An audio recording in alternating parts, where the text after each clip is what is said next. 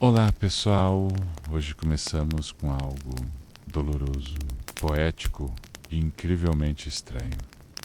Os apóstolos de Cristo em suas rotinas vazias, antes mesmo de conhecer o tão aguardado Messias, suas dores, seus desejos e frustrações. Então, antes de se sentir confortável, reserve um momento para curtir o vídeo e se inscrever. Mas apenas se você realmente gostar do que eu faço aqui. Deixe-me saber nos comentários de onde você está assistindo e que horas são para você. É sempre fascinante ver quem está se juntando a nós de todo o Brasil e mundo.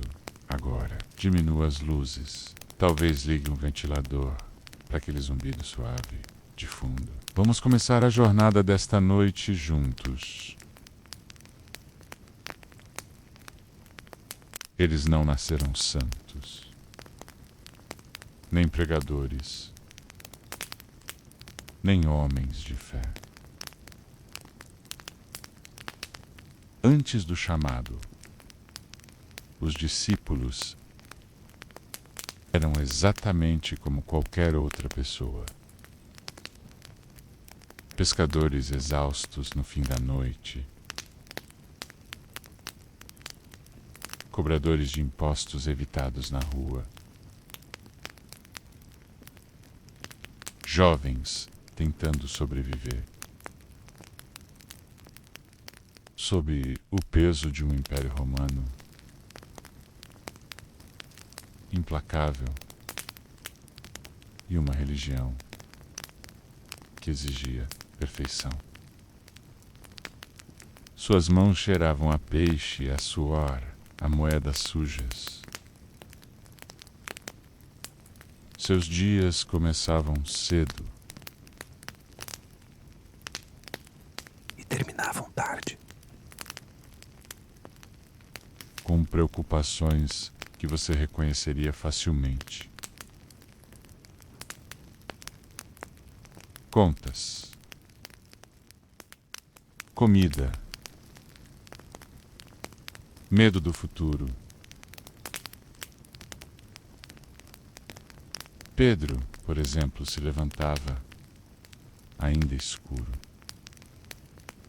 Sentia os ombros pesados da última noite, puxando redes vazias no mar da Galileia.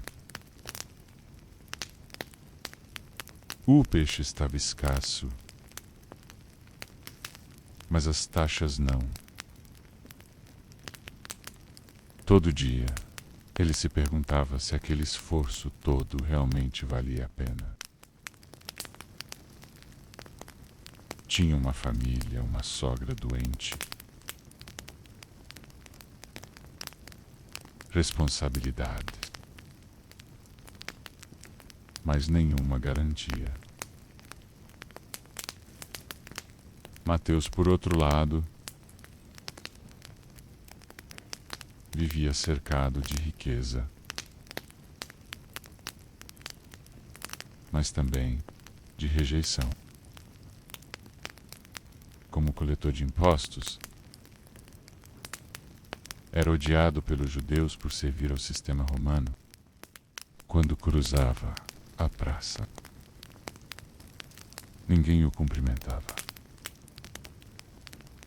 Alguns cuspiriam se pudessem. Ele sorria por fora, mas por dentro o vazio não tinha preço.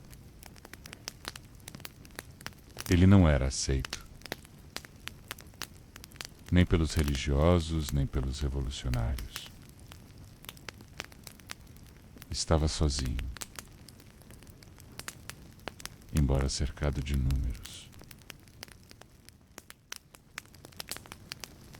João, ainda jovem,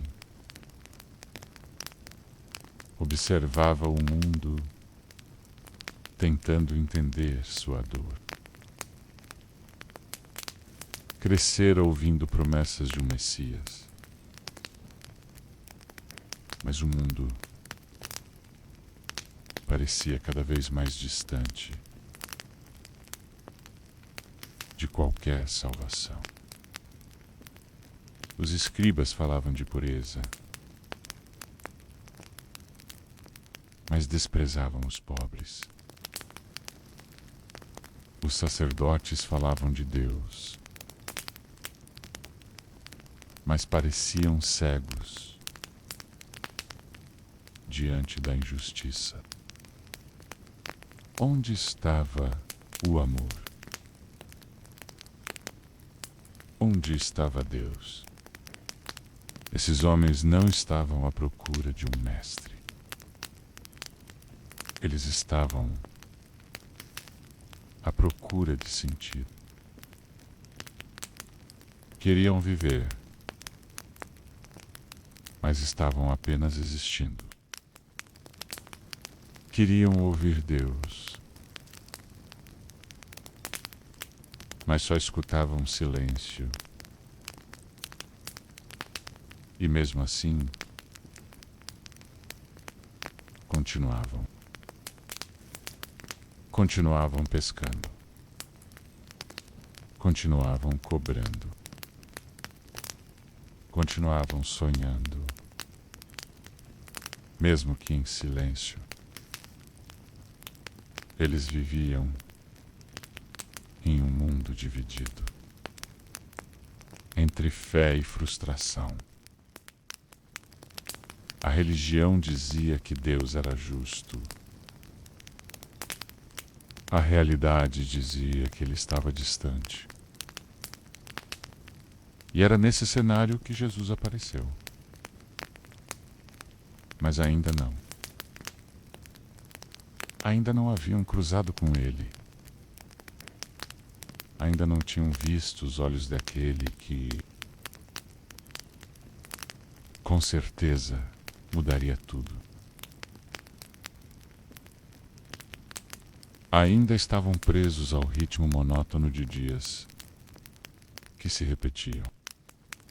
Mal sabiam que estavam a poucos passos de uma interrupção divina, de um chamado inesperado, de uma transformação irreversível. Eles não sabiam que seriam lembrados por séculos. Não sabiam que seus nomes estariam em livros, em igrejas, em sermões. Eles só sabiam que estavam cansados. Cansados de viver uma vida que não preenchia. E isso os tornava prontos, ainda que não soubessem. Porque às vezes, Deus chama justamente os que não se sentem prontos. Justamente os que já tentaram. Tudo, justamente os que pensam estar longe demais para serem notados. E o mais impressionante é que Jesus estava a caminho. Enquanto eles cuidavam das redes, das moedas, das dúvidas, ele já caminhava em direção a eles. Talvez seja assim também com você. Enquanto você acha que está apenas repetindo a rotina, há algo a caminho. Alguém. E esse alguém, quando chegar, não vai pedir currículo. Vai pedir entrega. E então, tudo começa. Era só mais um dia. O sol já começava a subir, iluminando as margens do Mar da Galileia. O cheiro de sal, peixe e cansaço era o mesmo de sempre. Pedro lavava as redes, frustrado da pesca escassa da noite anterior. João e Tiago faziam o mesmo. tentando ignorar o peso da rotina. Tudo parecia igual, previsível, silencioso, menos até ele aparecer. Não houve trovões, nenhuma manifestação celestial. Apenas passos firmes, mas serenos, em direção a homens comuns. Jesus se aproximou sem alarde, sem título, sem ostentação. Mas havia algo em sua presença. Um olhar que atravessava as defesas, que enxergava além das roupas simples, além das mãos calejadas. Um olhar que dizia: eu te conheço. E então, a frase, curta, simples, mas que carregava um terremoto no coração de quem ouvia. Sigam-me, e eu os farei pescadores de homens. Nenhuma explicação, nenhuma promessa de riqueza, estabilidade ou segurança. Apenas um convite,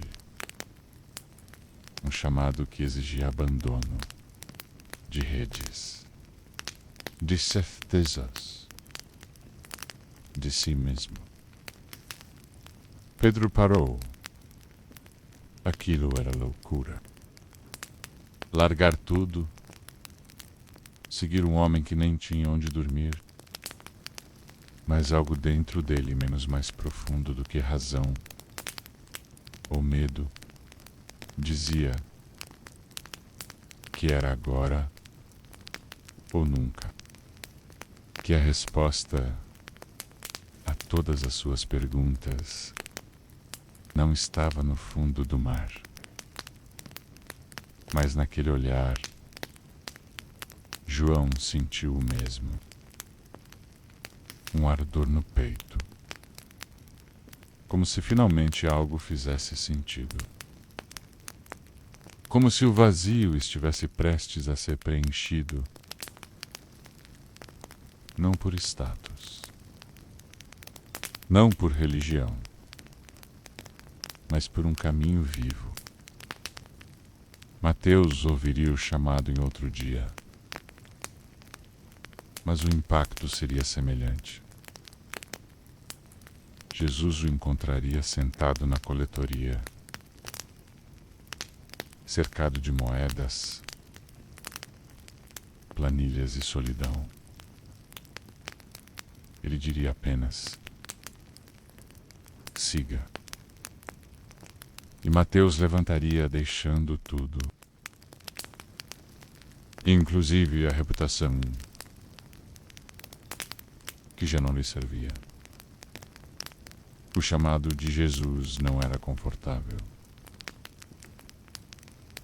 Era invasivo. Cortava o dia comum com uma lâmina afiada, mas também era irresistível. Porque pela primeira vez, alguém os via de verdade.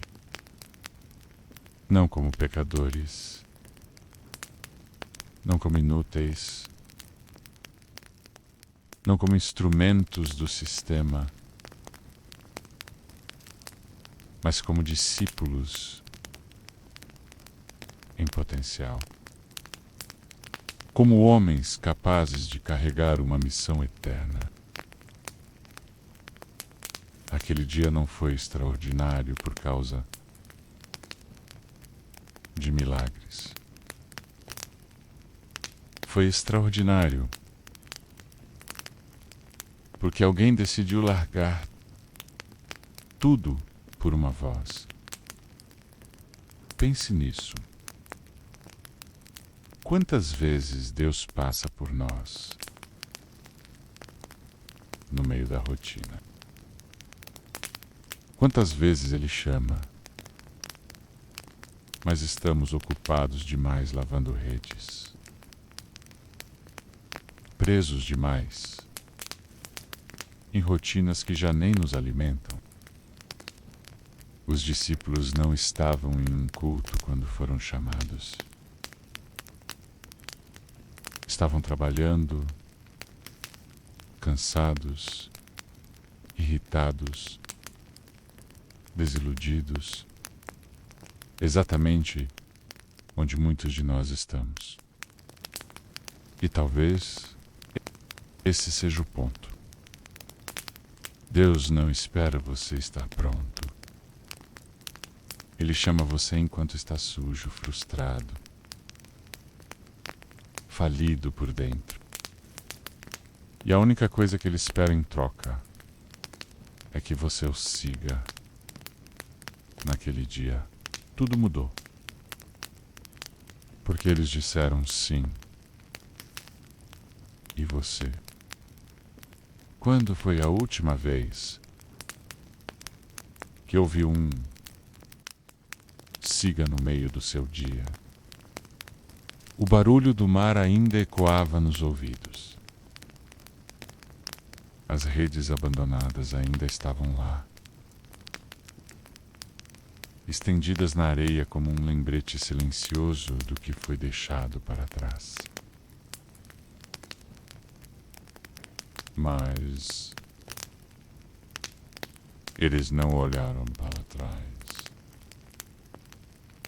Pedro, André, Tiago, João deram os primeiros passos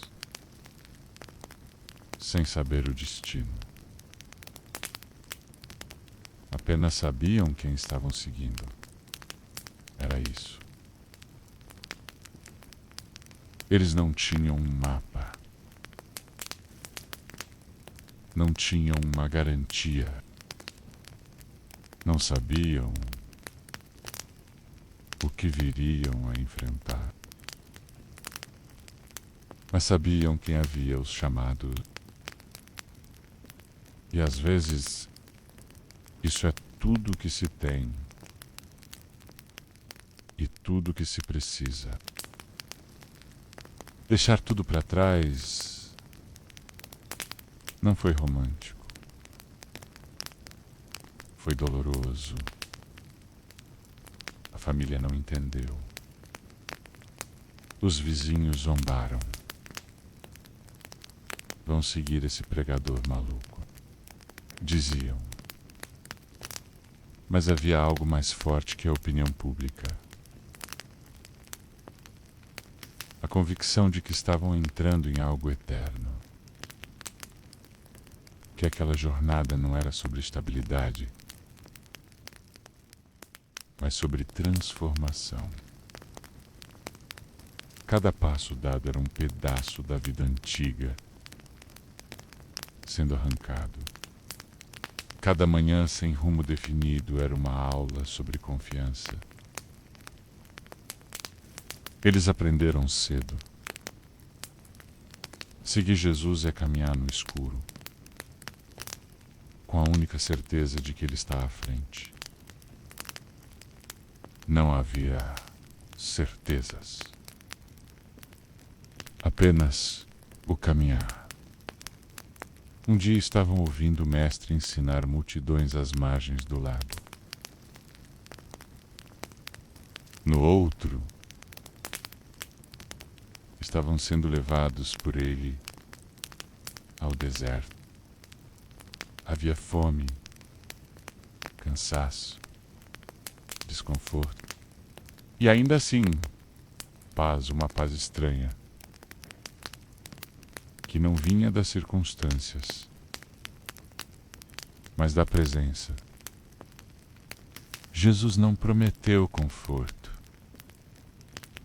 Ele não os chamou para uma caravana de luxo. Ele disse: negue-se a si mesmo. Tome a sua cruz e siga-me. Os primeiros passos foram, na verdade, os primeiros confrontos. Confronto com a vaidade, com a pressa, com a expectativa de uma glória imediata. Sim, havia milagres. Havia momentos em que os olhos brilhavam diante de algo sobrenatural. Mas havia também noites longas, caminhadas silenciosas, dúvidas sufocadas no peito. Muitos, ao ler os evangelhos, se encantam com o que Jesus fez. Mas poucos param para sentir o que os discípulos viveram entre uma linha e outra. O não saber. O medo disfarçado. A renúncia silenciosa que não ganhou registro, mas moldou a alma deles. Seguir Jesus no início parecia simples. Andar atrás dele, escutar, observar, mas logo perceberam que o maior desafio não era o caminho fora, era o caminho dentro. A mente ainda queria entender tudo. O coração ainda resistia. A alma ainda buscava atalhos. Os primeiros passos foram os mais difíceis, porque o mundo antigo ainda sussurrava, tentando puxá-los de volta. E se não dar certo? E se tudo isso for em vão? E se ele for só mais um? Mas a cada passo as vozes foram perdendo força. E o som da verdade foi crescendo. E você? Quantas vezes começou a caminhar e olhou para trás? Quantas vezes hesitou por não ver o final da estrada? Os discípulos não sabiam para onde estavam indo, mas sabiam com quem estavam indo. Isso fez toda a diferença. Talvez você também esteja nos primeiros passos. Talvez tenha deixado coisas para trás, mas ainda carrega o medo do incerto. Que este trecho da jornada te lembre.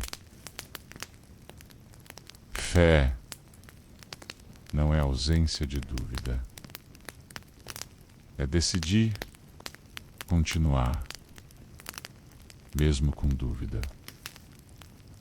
Jesus nunca prometeu explicações detalhadas, mas prometeu: estarei com vocês até o fim. E essa presença é o chão de cada passo. Mesmo quando tudo mais parece vago, conviver com Jesus não era como caminhar com um mestre comum. Não havia rotina estável.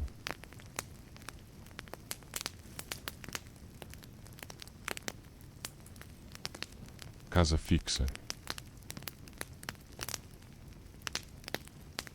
Nem agenda previsível. Viver ao lado dele para ser desconstruído diariamente. Não só pelas palavras que ele dizia,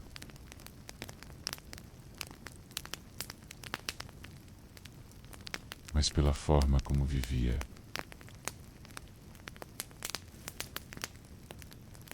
Jesus acordava antes do sol para orar.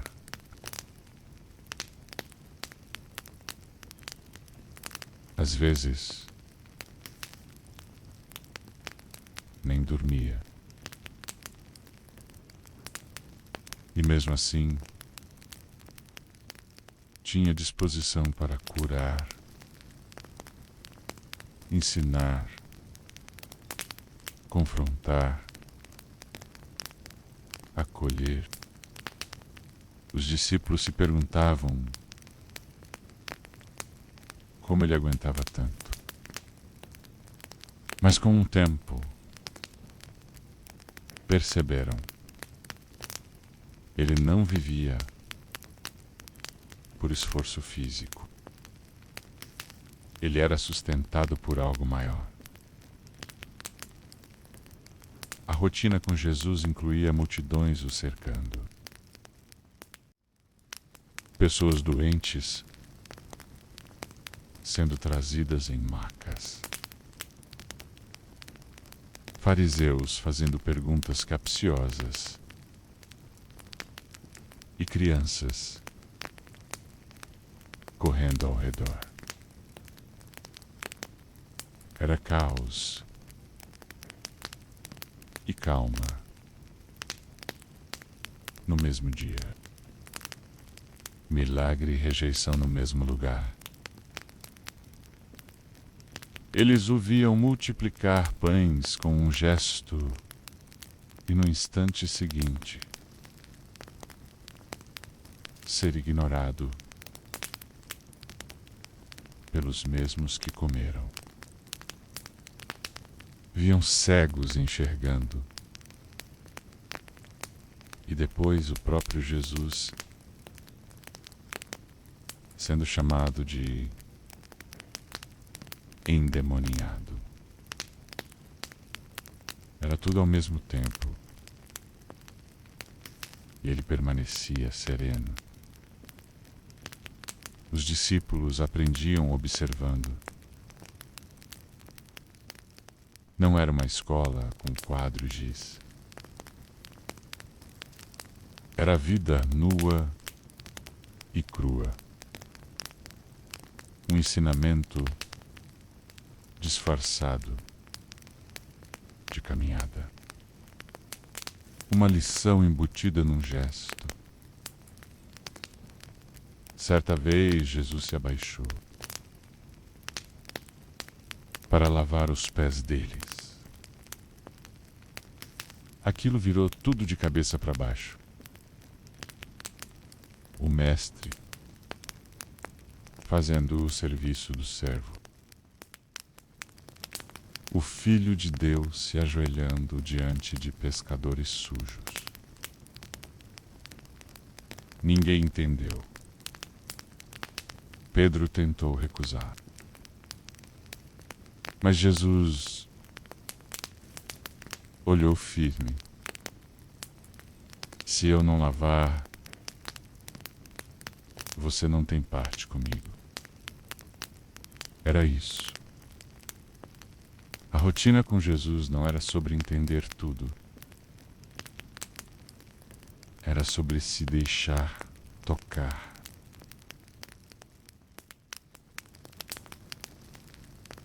Se permitir ser moldado com Ele, aprendiam a desaprender, a reavaliar conceitos. Bem-aventurados os que choram. Os últimos serão os primeiros. Perdoe. 70 vezes 7.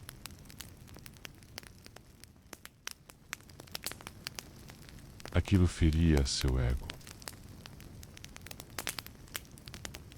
Rompia com tudo o que tinham aprendido desde pequenos.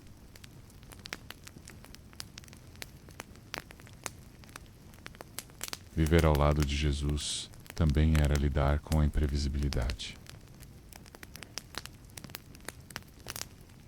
Um dia estavam indo para um lugar. E no meio do caminho,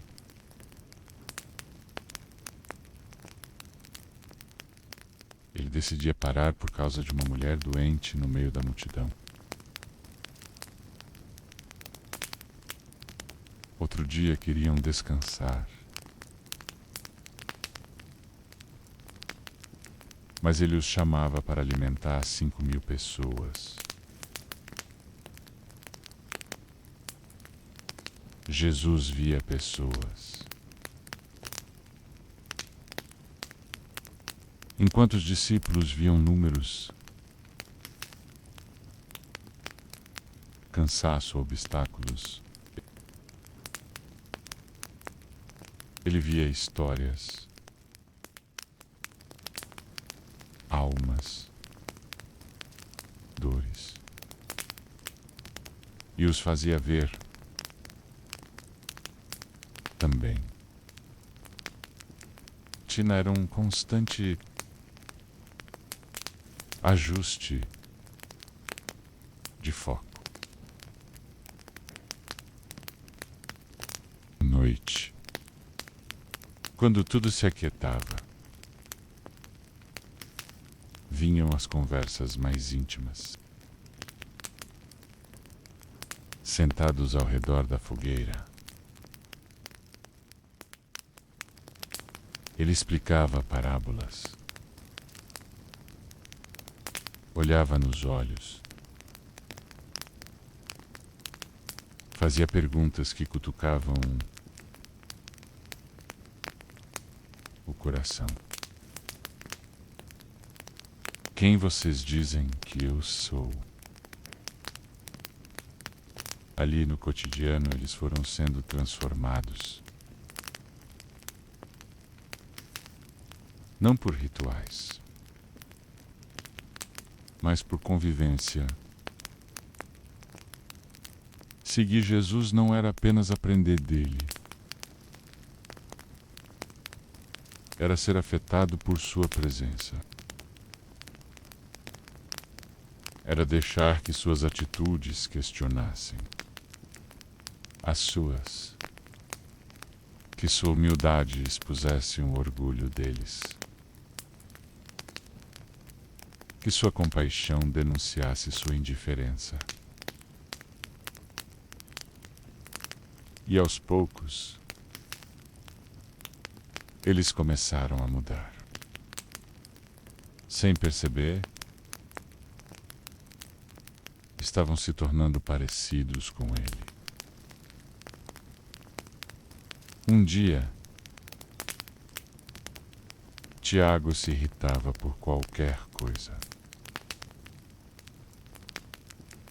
Agora já media suas palavras. João, que queria mandar fogo sobre uma cidade,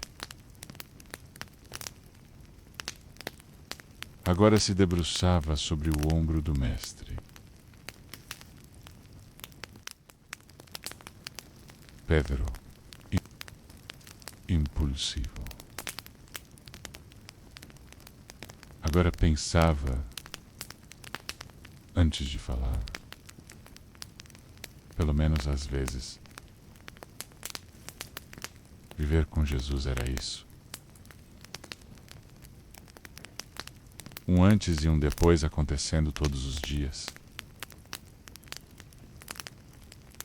E você? Já se permitiu conviver com ele assim? Não só como ideia,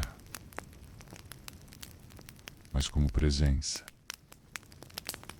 Porque a maior transformação não acontece quando ouvimos sobre Jesus, mas quando caminhamos com Ele. Ver milagres não é como nos filmes. Não tem trilha sonora. Não vem com aviso. Quando acontece, parece tão simples. E ainda assim, muda tudo. Os discípulos não apenas ouviram sobre milagres, eles estavam lá, com os próprios pés, areia, os próprios olhos fixos no que ninguém ousava acreditar. E mesmo assim, muitas vezes custaram a crer. Tudo começou com coisas pequenas, ou que pareciam pequenas. Uma sogra curada da febre, um leproso restaurado, uma mão ressequida, voltando à vida. Mas logo, os sinais tomaram proporções absurdas. Um homem possuído por uma legião de demônios sendo liberto. Uma menina dada como morta, levantando da cama. Água se transformando em vinho. Vento e mar obedecendo a uma voz. E não era só o ato em si. Era o olhar de quem recebia. A reação, o choro, o riso, a confusão, o silêncio. Os discípulos viam tudo isso de perto e aquilo mexia com eles. Pedro viu a própria sogra levantar da cama e ir servir a todos. João viu o filho de um oficial ser curado à distância. Tiago viu Jesus tocar em um leproso e, ao invés de ser contaminado, purificá-lo com um só toque. Era o impossível rompendo o normal. Era o céu vazando para a terra. Mas também havia o medo. Porque ver um milagre de perto te coloca em crise. Você começa a se perguntar: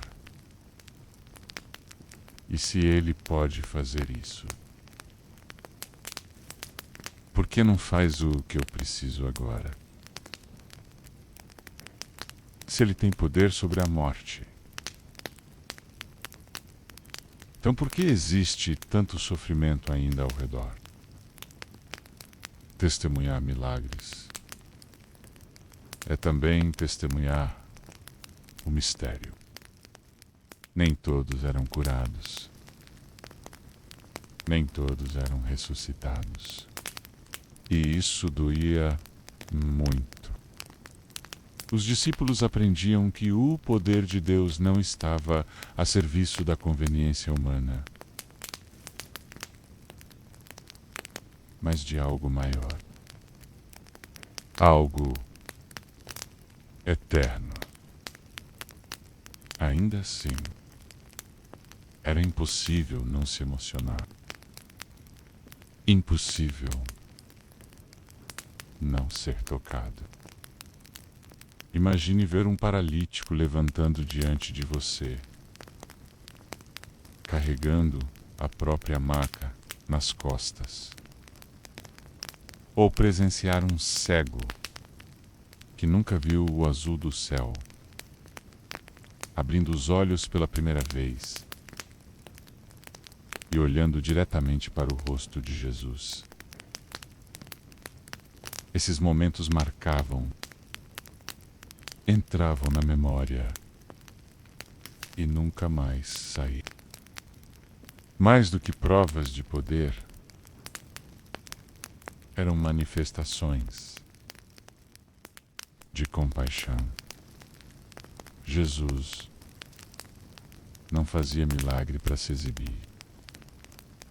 Ele via a dor. Ele sentia a necessidade. E então, ele agia. Talvez o mais impressionante para os discípulos tenha sido ver que os milagres não estavam apenas ligados a situações físicas. Havia milagres de perdão, de transformação interior, de libertação emocional. O cobrador de impostos, odiado que virou discípulo. A mulher adúltera que saiu dali sem pedras nem condenação. O ladrão na cruz que entrou no paraíso em seus últimos suspiros. Esses também eram milagres. Invisíveis, talvez, mas não menos poderosos. E o maior milagre para eles foi perceber que tudo aquilo não era apenas para alguns privilegiados. Jesus ensinava que quem cresce na fé também pode ser canal de milagres. Vocês farão obras maiores do que estas. O impacto de ver o impossível se tornar possível moldou a fé dos discípulos. Mostrou a eles que Deus não está preso às leis naturais, que Ele pode reverter diagnósticos, curar feridas da alma, fazer o improvável florescer em meio ao caos. E o mais surpreendente é que, depois da ressurreição, eles próprios passariam a viver isso. Não mais apenas como espectadores, mas como instrumentos. Hoje, talvez você não veja o mar se abrir na sua frente, mas o Deus que acalmou a tempestade ainda está ouvindo orações. E às vezes o maior milagre não é o que acontece fora, mas o que Ele realiza dentro de você.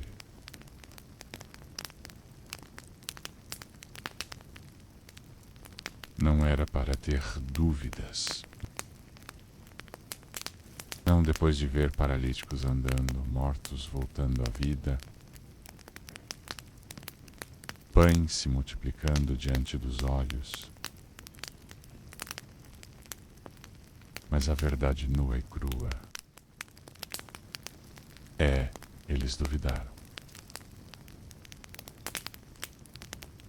Ser discípulo de Jesus não blindava ninguém da insegurança. Pelo contrário, quanto mais próximos estavam da luz, mais nítidas ficavam as próprias sombras. Eles viram milagres. Sim, mas também viram perseguição. opressão, injustiça, rejeição. E isso mexia com a fé. Bagunçava o que antes parecia sólido. Pedro, o mesmo que andou sobre as águas, afundou segundos depois por medo. Tomé, que caminhou ao lado de Cristo por 3 anos, não acreditou na ressurreição, até tocar com os próprios dedos. João Batista, aquele que preparou o caminho para o Messias, enviou mensageiros perguntando: És tu aquele que havia de vir? Ou devemos esperar outro? Dúvida não é ausência de fé. Dúvida é o tremor da alma diante da tensão entre o que viu e o que sente. É o silêncio entre um milagre e outro. É a espera que cansa. A oração que não volta com resposta. O plano que não se cumpre como esperávamos. E Jesus nunca fugiu disso. Ele não condenou Tomé. Mostrou as mãos. Não ignorou Pedro. O restaurou. Ele não repreendeu João, mas mandou sinais. Porque Jesus sabia. A dúvida é humana. E ele não veio buscar seres perfeitos, mas corações sinceros. A dúvida dos discípulos também vinha de outro lugar, da quebra de expectativa. Eles esperavam um Messias que libertaria Israel com espada e glória. Mas receberam um homem de dores, rejeitado, humilde, que falava de morrer e de amar os inimigos. Isso não cabia na teologia deles. E por não entenderem, duvidavam. Quantas vezes a nossa fé também vacila por isso? Porque Deus não faz do jeito que queríamos. Porque o socorro não vem na hora que exigimos. Porque o milagre é diferente, ou não vem. E aí, como os discípulos, nos pegamos perguntando: será que ele ainda está comigo? Mas a beleza, até na dúvida. Porque quem duvida está tentando crer, está em luta, está se movendo. O verdadeiro perigo não é duvidar, é se acomodar na descrença. Os discípulos seguiram, mesmo com o coração pesado, mesmo sem entender tudo, mesmo questionando. E foi nesse processo que a fé amadureceu. Deixou de ser baseada apenas no que viam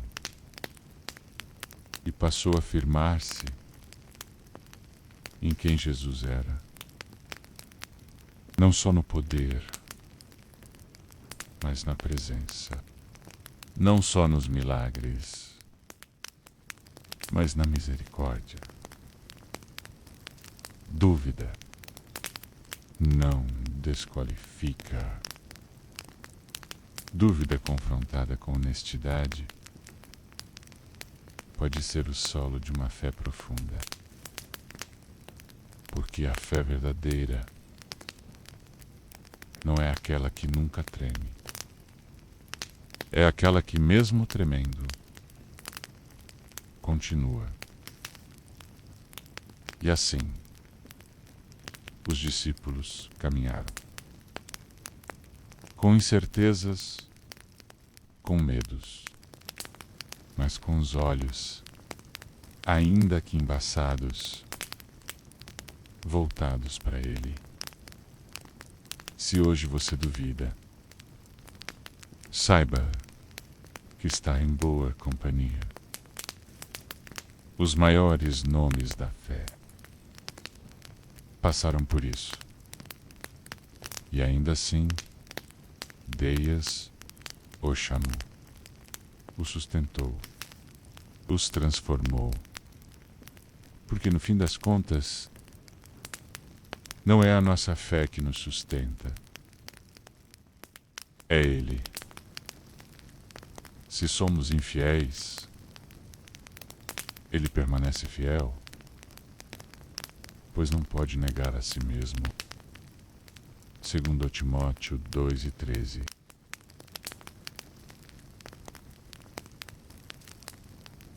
Há olhares que atravessam, que não julgam com palavras, mas desnudam com silêncio.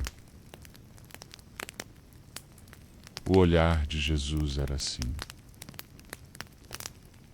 Não apontava o dedo, expunha a alma, sem gritar, sem pressionar, apenas olhava. E nesse olhar, os discípulos não viam um acusador, mas também não viam um conivente. Viam alguém que os conhecia melhor do que eles mesmos. Pedro jamais esqueceu aquele momento. Poucas horas antes, ele prometera morrer por Jesus.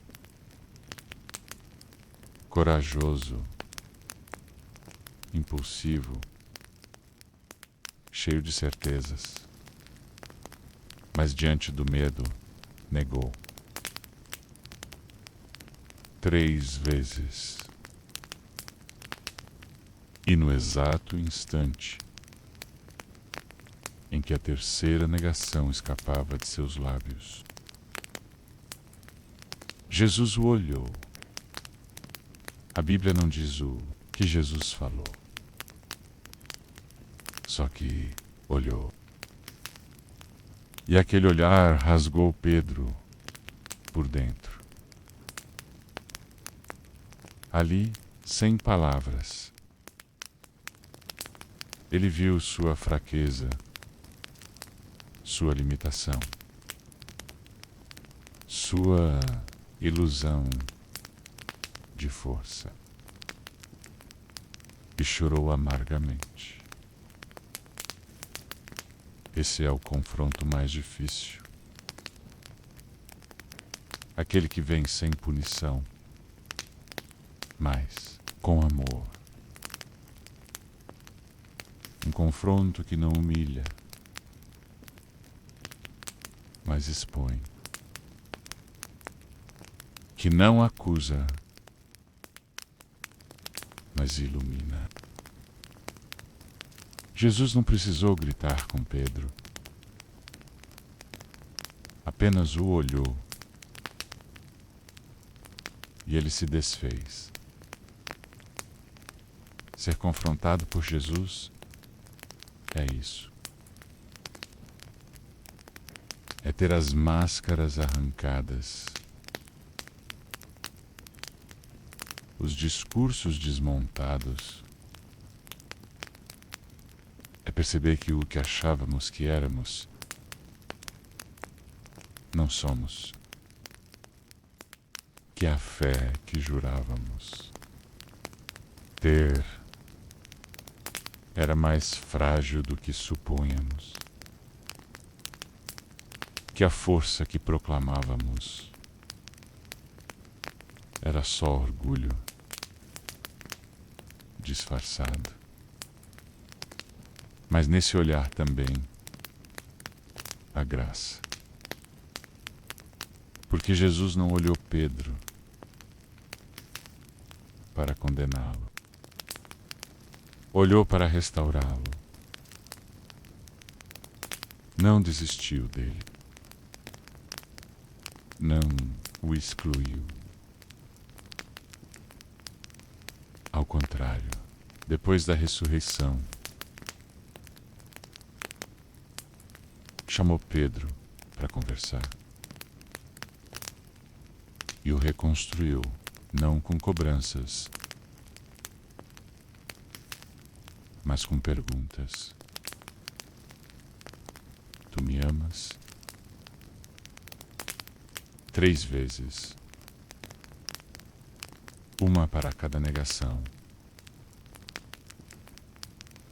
Não como castigo, mas como cura. Todos os discípulos, em algum momento, foram confrontados com seus medos, suas dúvidas, suas ambições. Tiago e João queriam os melhores lugares no reino.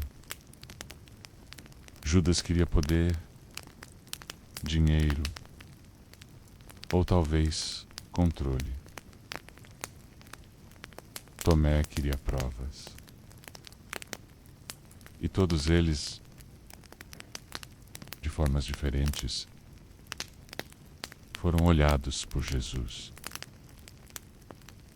E nesse olhar se viram pequenos, orgulhosos, inseguros, limitados, mas também amados. Porque o confronto de Jesus não destrói. Ele revela para reconstruir. Ele tira tudo que não presta, não para nos humilhar, mas para nos libertar. Hoje, talvez você também esteja sendo confrontado. Não por palavras duras, mas por aquele incômodo na alma. Uma oração que te desmonta. Um versículo que te expõe. Um silêncio que grita verdades que você evitava. Se isso estiver acontecendo, não fuja. Porque nesse confronto existe salvação. Existe recomeço. Existe um olhar que conhece tudo sobre você. E ainda assim, te ama. Ser discípulo é isso. Não é só seguir. É ser transformado. É ser confrontado. Para, enfim, ser curado. Conheço as tuas obras. Eu repreendo e disciplino a todos quantos amo. Sê, pois, zeloso e arrepende-te. Apocalipse 13:15 e 19. Ser discípulo de Jesus nunca foi um convite para uma vida fácil. Ao contrário, desde o início, as palavras foram duras, como pedras no caminho. Se alguém quer vir após mim, negue-se a si mesmo. Tome a sua cruz e siga-me. Ninguém ouve isso e sai sorrindo. Porque a cruz não é símbolo de vitória. É sentença de morte. Para os discípulos, seguir Jesus significava abrir mão de tudo que dava segurança. Pedro, André, Tiago e João deixaram redes, barcos, família. Mateus largou uma carreira lucrativa, ainda que suja. Simão, o Zelote, provavelmente abandonou convicções políticas fervorosas. Todos eles deixaram alguma coisa. E o mais difícil, deixaram a ideia de controle sobre o próprio destino. Porque o discipulado começa com uma renúncia externa, mas logo se torna interna. Não é só sobre sair de um lugar, é sobre deixar de ser quem você era. É perder o direito de dizer meu caminho. É engolir o orgulho, a justiça própria, os planos a longo prazo. É aceitar não entender. É continuar mesmo quando tudo parece dar errado. Os discípulos aprenderam isso da forma mais dolorosa. Eles esperavam um Messias que dominasse o mundo. Ganharam um mestre que lavava pés. Esperavam tronos. Ganharam perseguição. Esperavam respostas. Receberam perguntas.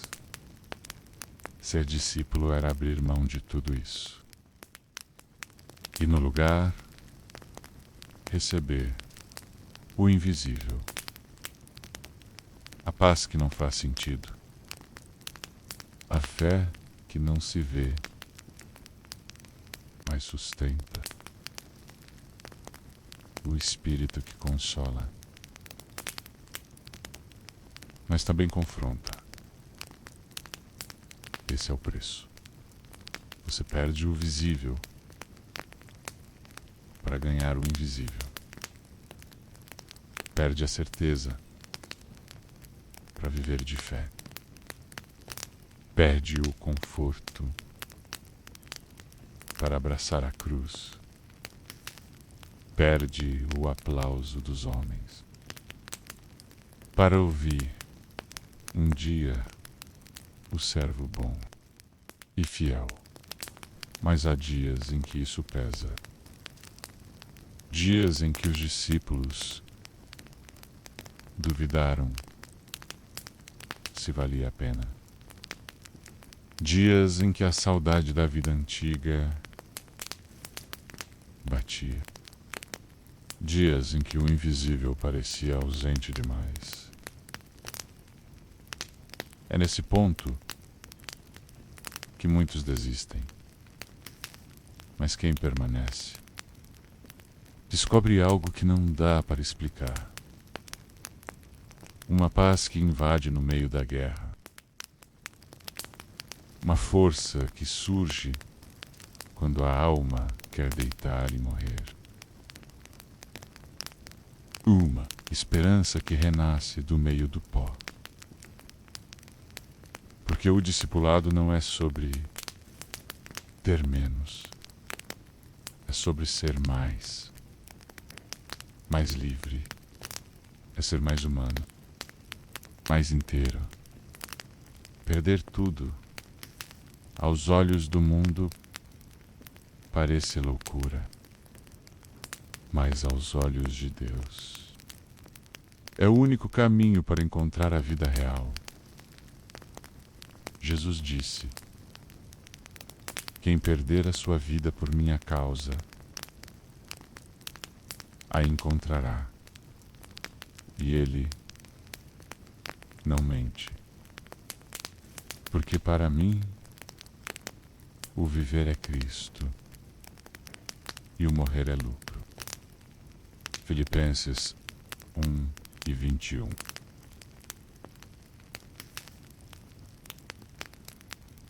O medo era um companheiro constante.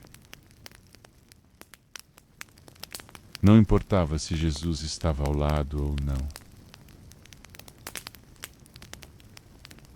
O coração batia forte mesmo assim. Ser discípulo não blindava ninguém das tempestades.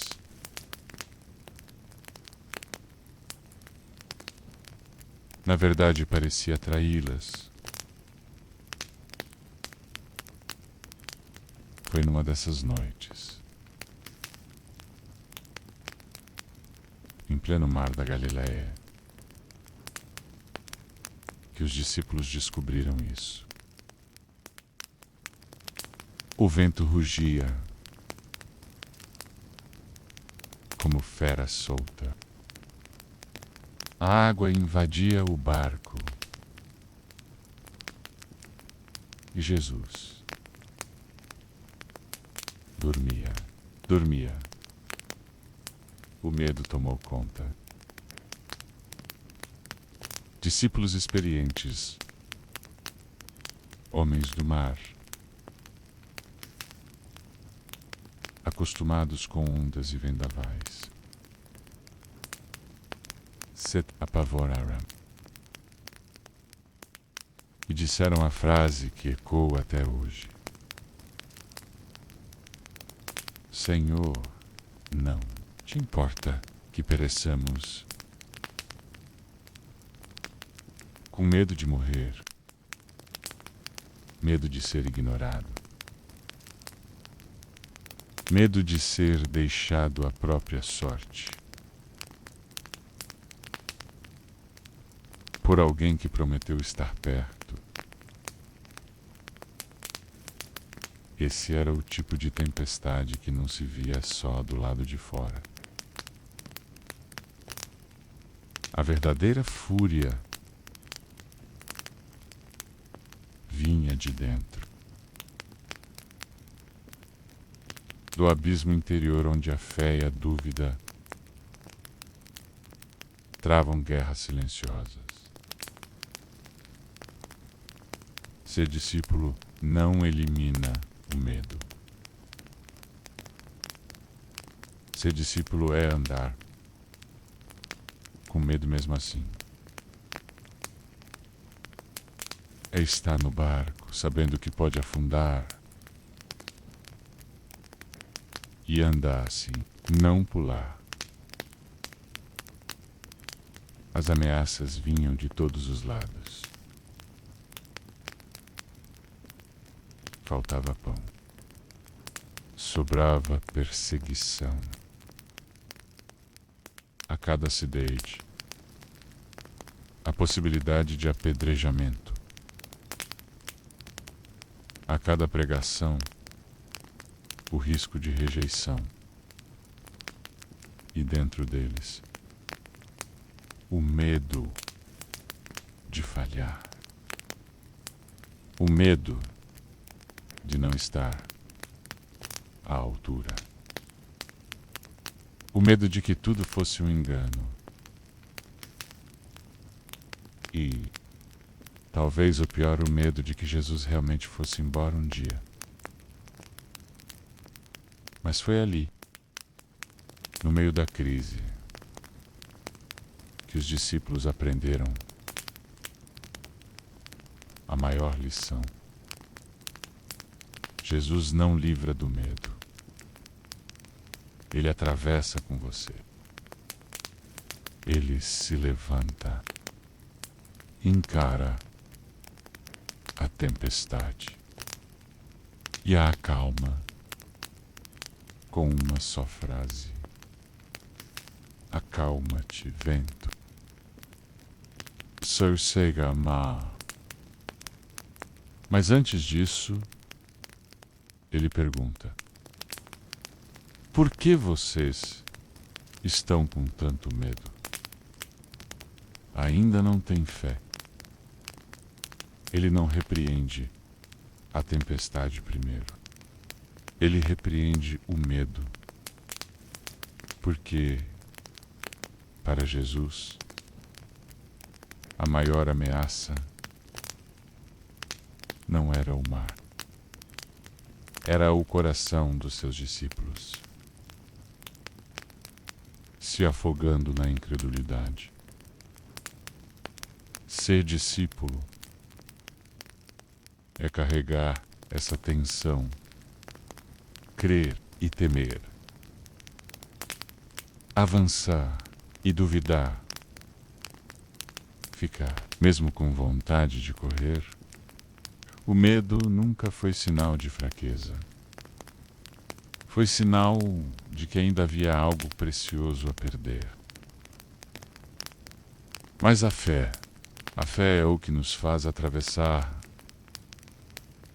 a noite, mesmo tremendo por dentro. Discípulos saíram daquele barco molhados, assustados, confusos, mas também transformados, porque viram com seus próprios olhos o medo se calar diante da autoridade de Jesus. E talvez em silêncio tenham sussurrado: quem é este que até o vento e o mar lhe obedecem? Esse era o homem que escolheram seguir. Não alguém que elimina o medo, mas alguém que reina acima dele. No amor não há medo. Antes, o perfeito amor lança fora o medo. 1 João 4:18. Eles esperavam um Messias, guerreiro. Receberam um homem manso, que montava jumentos. Esperavam espada. Receberam parábolas. Esperavam vingança contra Roma.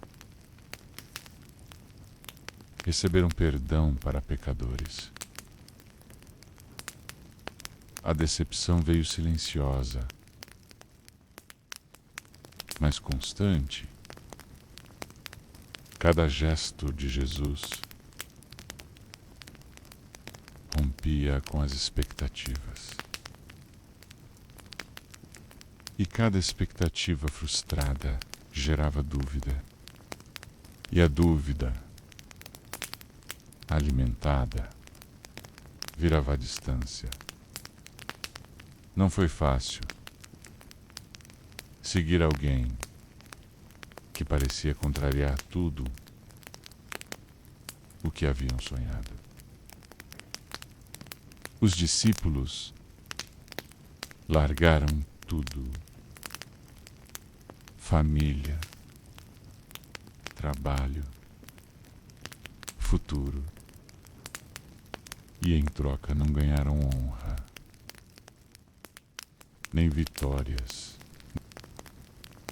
Ganharam pedras portos, Ganharam pedradas, portas fixadas, olhares desconfiados.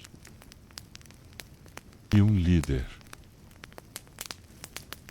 que parecia fazer tudo ao contrário. Quando a multidão queria pão, ele oferecia ensino. Quando buscavam sinais, ele apontava para a cruz. Quando todos queriam coroá-lo, ele desaparecia. Que tipo de rei era esse? A decepção com Jesus não vinha porque ele falhava, mas porque ele não fazia o que eles queriam. Ele curava, sim. Multiplicava, sim.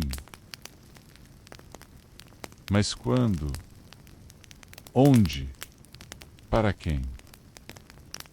Nunca era sob comando. Nunca no tempo certo. Pelo menos no tempo que eles achavam certo. E o ápice dessa decepção veio quando ele começou a falar de morte. É necessário que o Filho do Homem sofra muitas coisas. Sofrer, morrer. Mas isso não estava no plano. O Messias deveria vencer. Não ser vencido. Foi Pedro quem verbalizou a indignação. De modo nenhum, isso te acontecerá. E a resposta de Jesus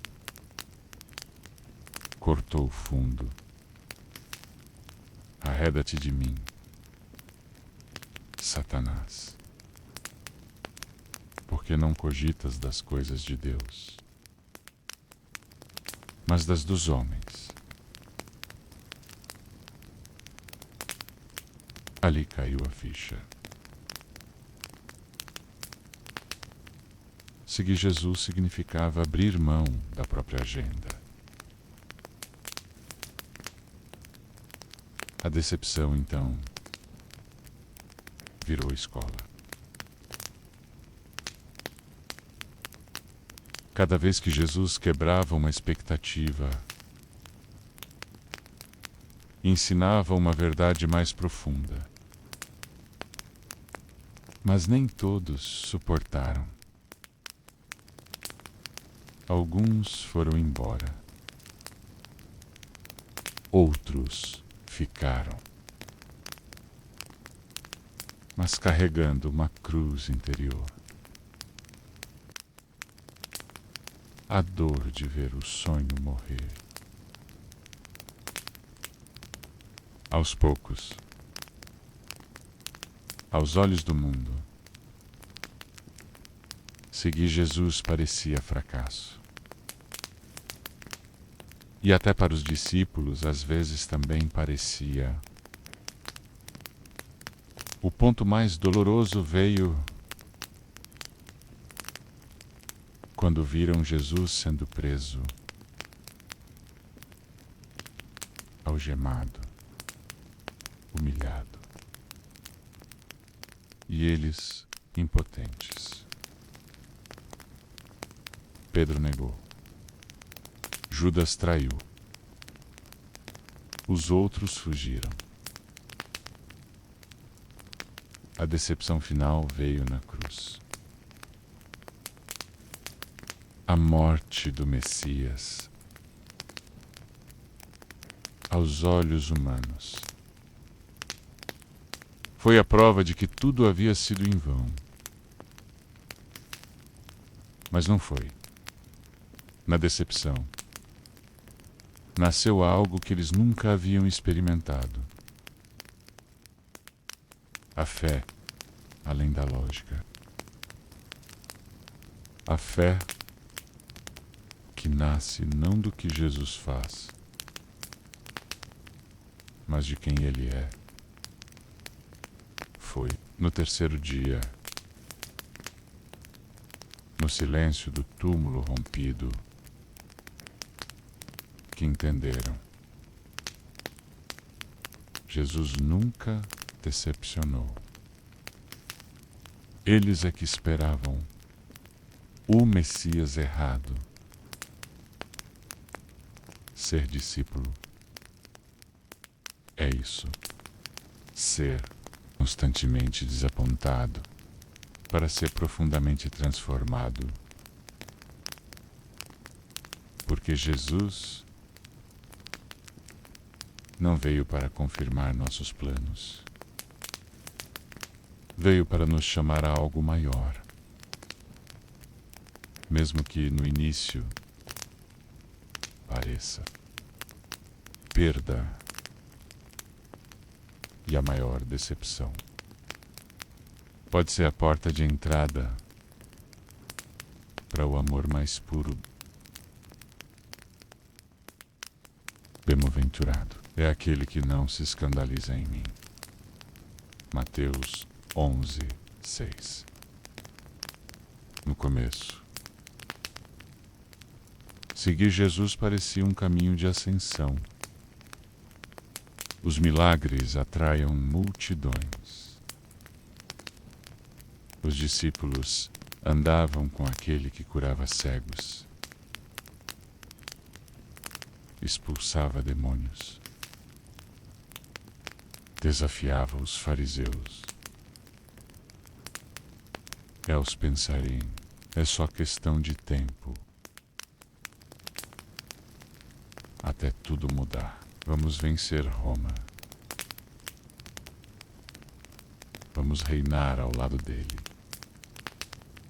Mas o tempo passou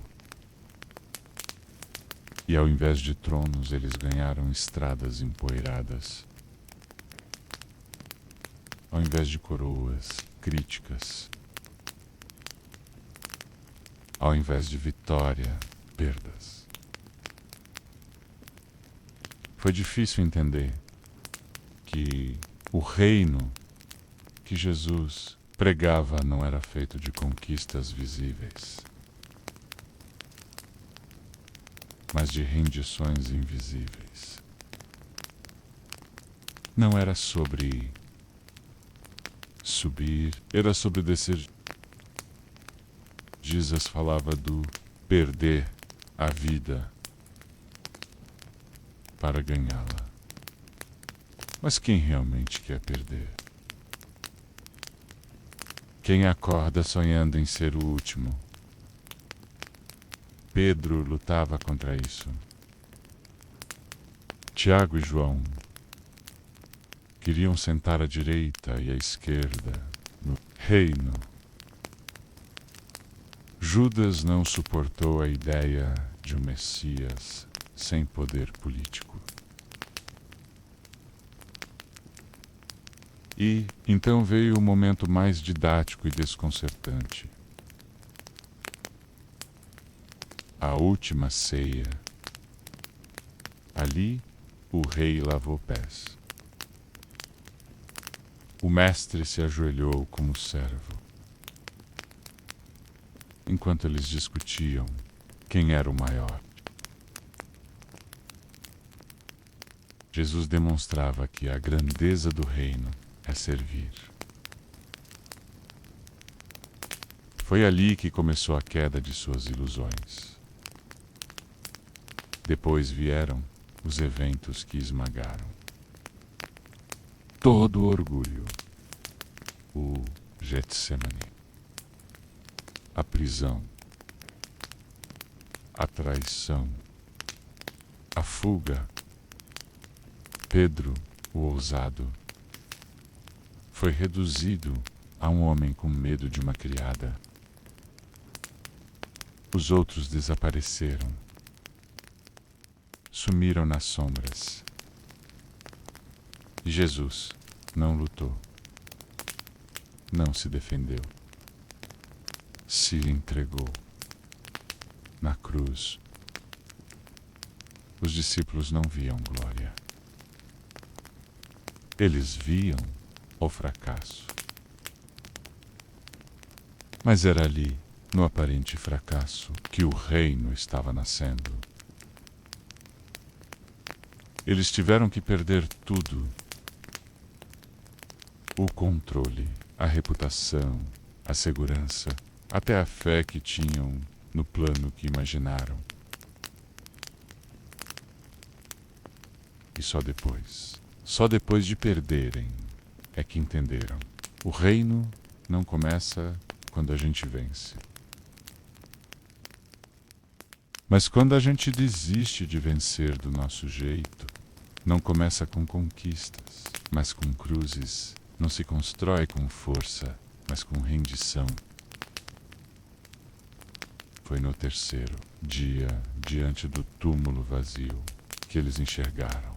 Jesus nunca prometeu que eles venceriam como o mundo vence. Ele prometeu que a morte não teria a palavra final. Aprenderam, enfim, que no reino de Deus, quem perde ganha, quem morre vive, quem se rende reina. Não foi uma lição fácil, foi dolorosa, desconfortável, mas foi verdadeira. E é essa verdade que fez homens simples mudarem o mundo. Porque depois de perder tudo, eles descobriram que tinham tudo. Quem quiser salvar sua vida, a perderá. Mas quem perder a vida por minha causa, a encontrará. Mateus 16 e 25. Algumas cruzes são feitas de madeira, outras ninguém vê. São invisíveis, silenciosas, pesadas, de um jeito que só quem carrega entende.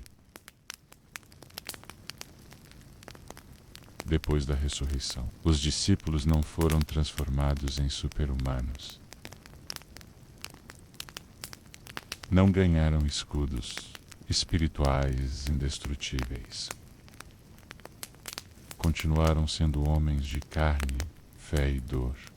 Ser discípulo não era glamour. Era o fardo.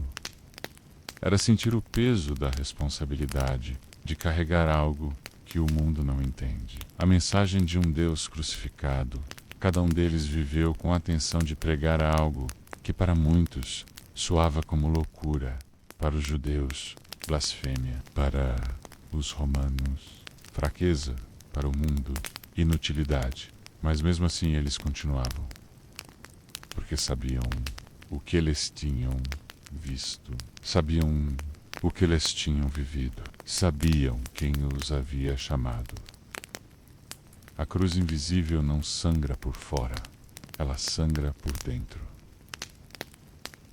É feita de noites sem dormir, de dúvidas sussurradas no escuro, de orações que ninguém escuta,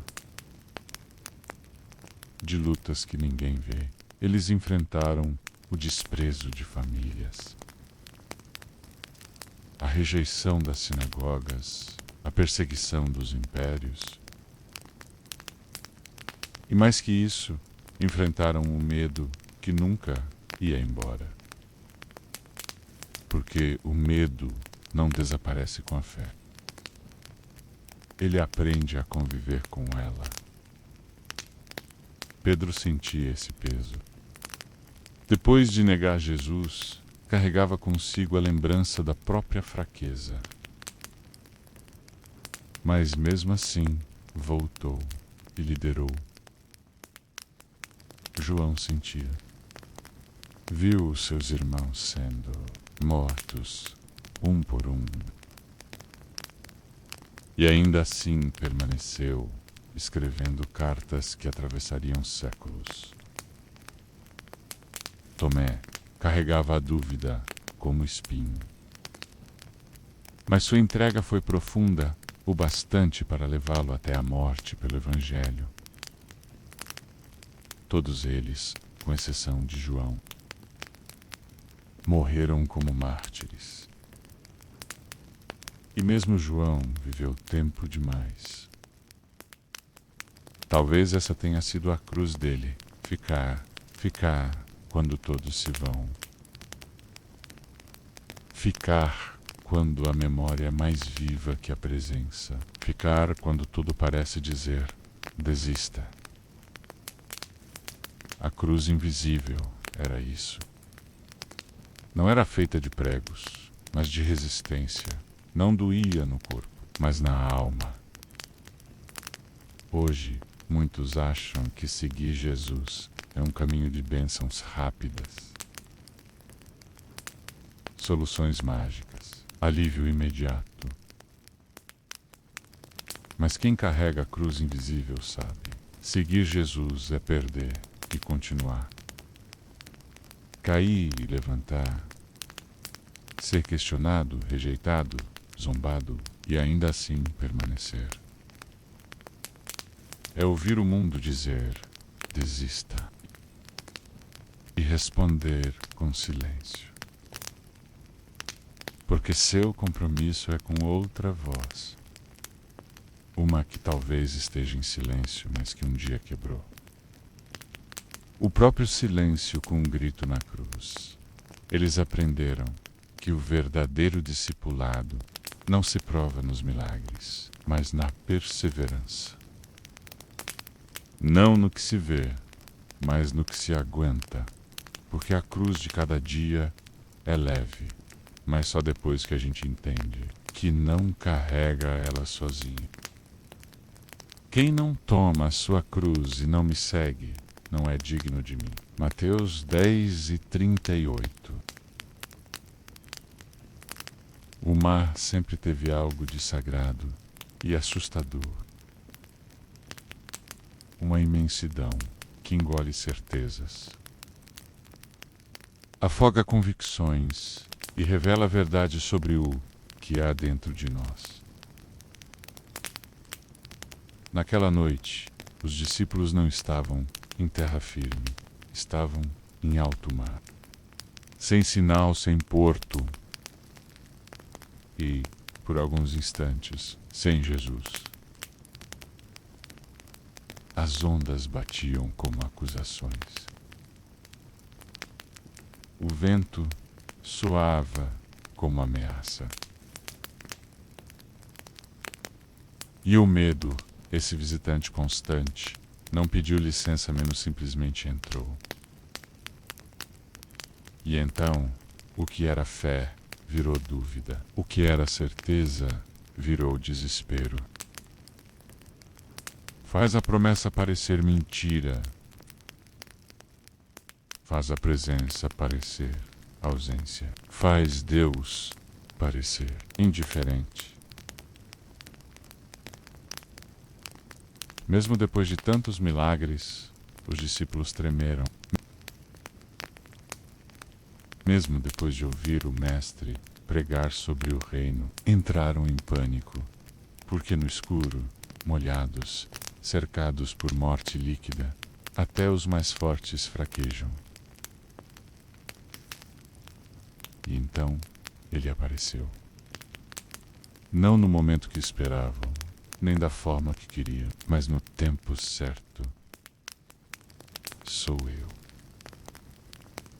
Não tenham medo.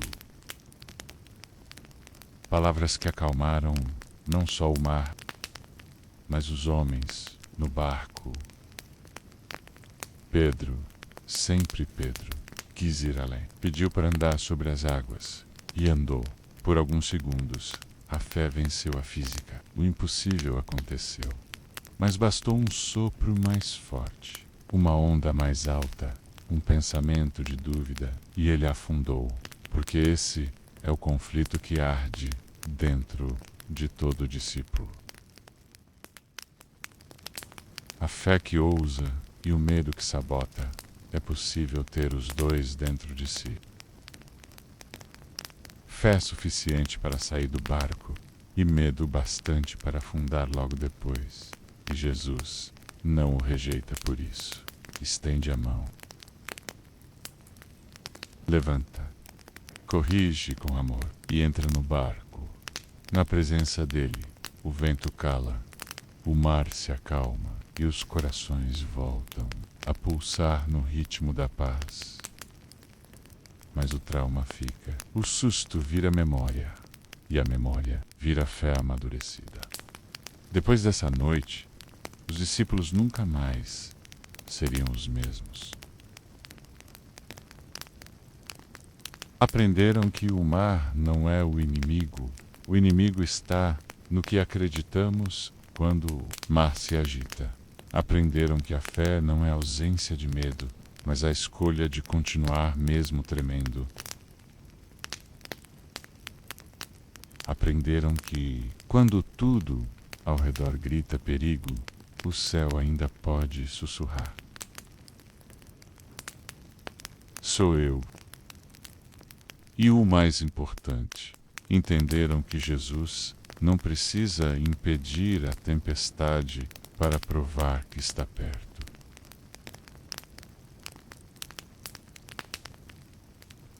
Às vezes ele caminha sobre ela. Hoje, talvez o teu mar também esteja furioso. Talvez tua fé esteja por um fio e o medo esteja afogando tudo que você acreditava. Mas lembre-se, se ele está por perto, até as águas sabem obedecer. Então, levantando-se, repreendeu os ventos e o mar, e seguiu-se uma grande bonança. Mateus 8:26.